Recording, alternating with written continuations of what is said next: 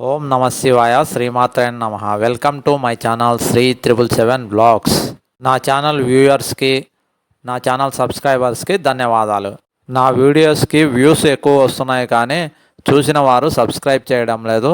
దయచేసి మీరు సబ్స్క్రైబ్ చేస్తే నాకు ఎంకరేజ్మెంట్గా ఉంటుంది. నేను మరిన్ని వీడియోలు చేయడానికి అవకాశం ఉంటుంది కాబట్టి దయచేసి అందరూ సబ్స్క్రైబ్ చేయండి. శ్రీశైలం ఆలయం ప్రాకారం అద్భుత శిల్పాలతో చెక్కబడి ఉంది. ఈరోజు దక్షిణ ప్రాకారం మీద ఉన్న ఒక అద్భుత శిల్పం గురించి తెలుసుకుందాము. ఆ శిల్పంలో అర్జునుడు శివుడు మల్ల యుద్ధం చేస్తున్నట్టు ఉంటుంది. ఆ శిల్పం యొక్క కథ కమామిగా తెలుసుకుందాం. ఆలయ దక్షిణ ప్రాకారంపై ఒక శిల్పాన్ని జాగ్రత్తగా గమనిస్తే ఒకతను ధనుస్సు ధరించి ఒంటికాలిపై తపస్సు చేస్తుంటాడు. పక్కనే ఒక పందిని ఇరువురు బాణాలతో కొట్టి ఉండడం, ఆ పక్కనే ఇద్దరు ఒకరిపై ఒకరు పడి ముష్టి యుద్ధం చేస్తుండడం, వెనుక ఓ శ్రీమూర్తి ఆ గొడవని ఆపాలని చూడటం, తరువాత వృషభ వాహనంపై శివుడు పార్వతి అక్కడికి వచ్చి అనుగ్రహించటం పై దృశ్యాలన్నీ ఈ పొడవైన శిల్పంలో చూడవచ్చు. ఇప్పుడు ఆ కథ గురించి తెలుసుకుందాం. ఈ శిల్పం వెనుక ద్వాపర యుగం నాటి కథ దాగింది. అర్జునుడు పాశుపతాస్త్రం సంపాదించడానికి ఇంద్రకీలాద్రిపై తపస్సు ప్రారంభించాడు. ఆ తపస్సు తీవ్రంగా మారి ఘోర తపస్సుగా మారింది. కేవలం గాలినే ఆహారంగా తీసుకుంటూ తపస్సును మరింత తీవ్రం చేస్తున్నాడు అర్జునుడు. రెండు చేతులు పైకెత్తి నమస్కరించి కాలి బ్రొటన వేలిని నేలపై నిలిపి చేసే తీవ్ర తపస్సుకు మునులు సైతం ఆశ్చర్యపోయారు. మునులంతా పరమేశ్వరుని వద్దకు వెళ్ళి అర్జునుని తీవ్ర తపస్సు గురించి వివరించారు. పరమేశ్వరుడికి అర్జునుని తపస్సును పరీక్షించాలనిపించింది. వెంటనే బోయవాడి కిరాత రూపం ధరించాడు పరమశివుడు. ఉమాదేవి బోయరాణి రూపం ధరించగా ప్రమద గణాలు వారి రూపాన్ని మార్చుకొని విల్లమ్మలు పట్టుకొని బోయవానిగా మారి కిరాతుణ్ణి అనుసరించారు. ఆది దంపతులు అర్జునుని తపస్సు చేసే స్థలానికి వచ్చారు. పరమేశ్వరుడు మూకాసురుణ్ణి పిలిచి వరాహ రూపం ధరించి అర్జునుడి తపస్సును భగ్నం చేసి అతడిపై దూసుకెళ్లమని ఆజ్ఞాపించాడు.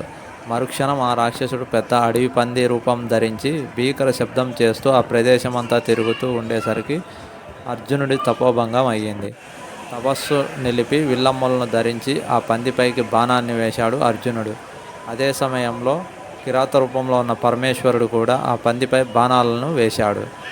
అటు ఇటు రెండు బాణాలు గుచ్చుకొని అది నేలపై కూలింది పంది.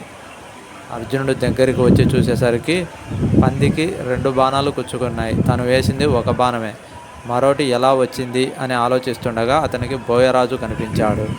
ఓయ్, నువ్వెవరు? ఈ పందిపై నేను బాణం వేసిన తరువాత నీవెందుకు బాణం వేశావు? ఏంటి నీ ఉద్దేశం అని అడిగాడు అర్జునుడు. అందుకు కిరాతుడు రూపంలో ఉన్న శివుడు పెద్దగా నవ్వి, నా అడవిలో తపస్సు చేసుకుంటూ నన్నే ప్రశ్నిస్తావా? ఈ పందిపై మొదట బాణం వేసింది నేను అని గట్టిగా అరిచాడు. వారి వాగ్వాదం తీవ్రమైంది. అది చివరికి వారి మధ్య యుద్ధానికి దారితీసింది. భీకర సంగ్రామం మొదలైంది. కిరాతమూర్తిపై బాణాల వర్షం కురిపించాడు అర్జునుడు. కానీ ఆ బాణాలేవి కిరాతుని శరీరాన్ని కూడా తాకట్లేదు. అర్జునుడు ఆశ్చర్యపోయాడు. కాసేపు ఆగి మళ్ళీ శరవర్షం కురిపించాడు. మరి తిరిగి అదే సన్నివేశం. ఇక కాదు అనుకొని కత్తితో యుద్ధానికి దిగి కత్తి ముక్కలైపోయింది. కోపంతో పెద్ద చెట్లను బండరాళ్లను పెకిలించి అతడిపై విసరసాగాడు. ఆశ్చర్యంగా అవన్నీ కిరాతంలో కలిసిపోయాయి. అయినా నిరుత్సాహపడలేదు అర్జునుడు. చివరికి ఒకరితో ఒకరు కలబడి ద్వంద్వ యుద్ధానికి దిగారు. యుద్ధం తీవ్రతరమవుతుండడంతో అమ్మవారు ఆపమని చెప్పారు. ఆమె మాట ఎవరు వినిపించుకోలేదు. కిరాతుడితో తలపడి గెలవలేక మూర్ఛపోయాడు అర్జునుడు. కొంతసేపటికి తెప్పరెల్లి కళ్ళు తెరిచేసరికి ఎదురుగా నందివాహనంపై పార్వతీ పరమేశ్వరులు ప్రత్యక్షమయ్యారు. పరమేశ్వరుడే కిరాతమూర్తి రూపంలో వచ్చి తనతో నేరుగా తలపడ్డాడనే విషయం అర్థమైంది అర్జునుడికి. పరమేశ, నీ లీలలు నాబోటి సామాన్యుడికి అర్థం కావు కదా.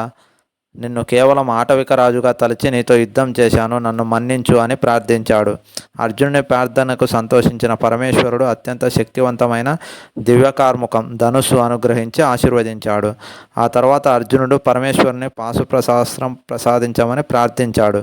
అతడి కోరికను మన్నించిన పరమేశ్వరుడు పాశుపతాస్త్రాన్ని బహుకరిస్తూ, అర్జున, ఈ పాశుపతాస్త్ర ప్రభావంతో నువ్వు సమస్తాన్ని జయించవచ్చు.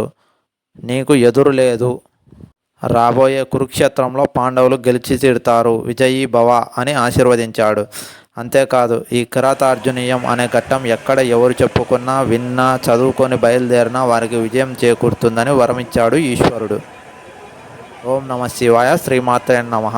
నేను చేస్తున్న వీడియోస్ నచ్చితే లైక్ చేయండి, షేర్ చేయండి, సబ్స్క్రైబ్ చేయండి. మరిన్ని వీడియోస్ కోసం కామెంట్ సెక్షన్లో కామెంట్ చేయండి.